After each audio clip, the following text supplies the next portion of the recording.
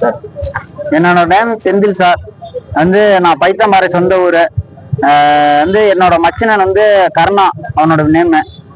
Ex-MLA AIADMK எம்எல்ஏவோட கட்டடத்துக்கு electrician work இருக்குன்னா, அதாவது எப்படின்னா நாளைக்கு அவங்க ஹோட்டல்ல திறக்கிறாங்க. அதுக்கு சீரியல் பல்ப் போட போயிருந்தாரு. அவரு போயிட்டு போகும்போது கரண்ட் ஷாக் அடிச்சு இறந்துட்டாருங்க. இன்ன வரைக்கும் எந்த ஒரு பேச்சுவார்த்தைக்கு வரல.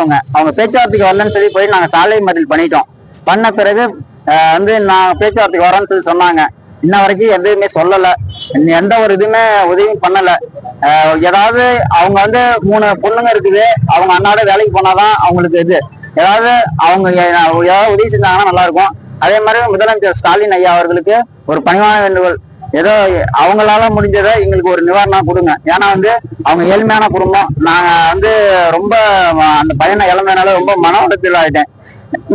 என்னால பேச முடியல. ஏன்னா அதாவது ஒரே ஒரு பையன் 10 வருஷமா தவம் இருந்து பெற்ற பையன். அந்த பையன் இன்னைக்கு போயிட்டான், கைவிட்டு போயிட்டாங்கும் போது ரொம்ப மனசு வேதனையா இருக்கு.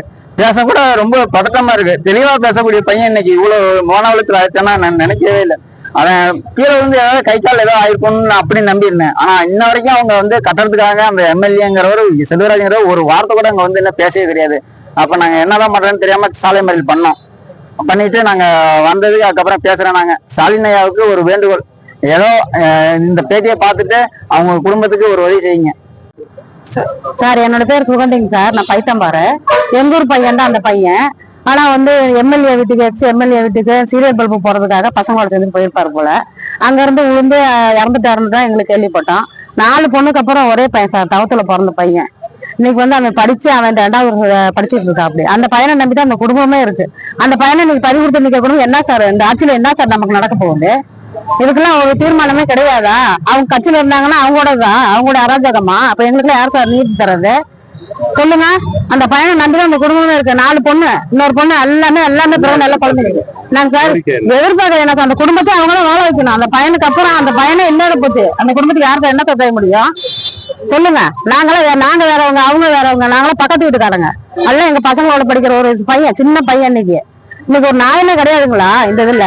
சொல்லுங்க. தயவு செய்து ஐயா அவர்கள் இதை பார்த்துட்டு அந்த பையன், அந்த குடும்பத்துக்கும் அந்த பையனுக்கு பாடி வரல இன்னும். நாங்கெல்லாம் அப்படியே ரோட்ல நின்றுட்டு இருக்கிறோம். நேற்று இறந்த பையனுக்கு இன்ன வரைக்கும் எந்த தகவல் தெரியணும். என்ன சார் ஆச்சு? என்ன சார் இது சார்? சொல்லு சார், தயவு செய்து ஒரு முடிவு சொல்லுங்க. எங்களுக்கு ஏதாவது நல்ல வழி, அவங்க குடும்பத்துக்கு நல்ல வழி செய்ய சொல்லுங்க.